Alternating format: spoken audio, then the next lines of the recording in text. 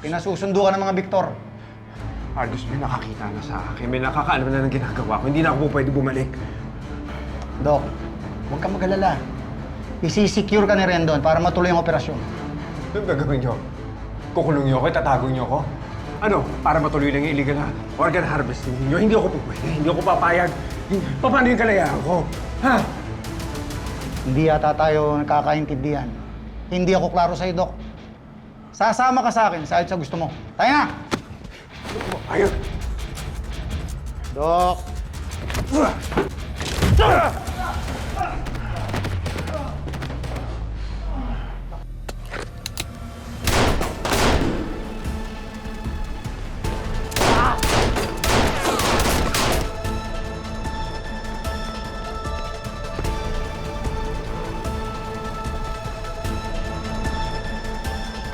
Titigil! Sundan niyo na siya! Kami na bahala dito! Ingat kayo!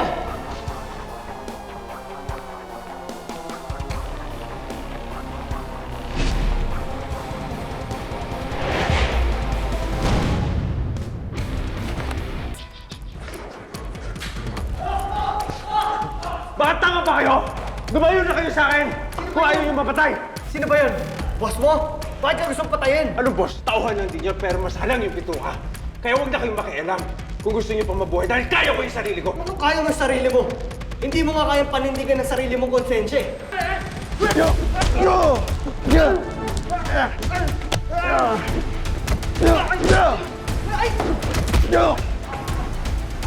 Dr. K, may panahon pa para maitama ang mga mali mo. Hindi mo na mababalik ang mga buhay na kinuha mo. Pero pwede mo bigyan ng hustisya yung mga nangyayari sa kanila. Paano? Eh may gusto na nga pumatay sa akin. Tigas ng ulo mo, boy!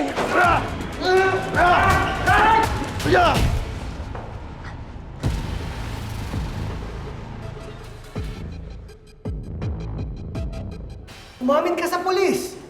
Sabihin mo na tauhan ka lang. Sabihin mo sino talagang may hawak sa'yo. Sino sindikato? Ano, malaking tao ba? Mga Victor?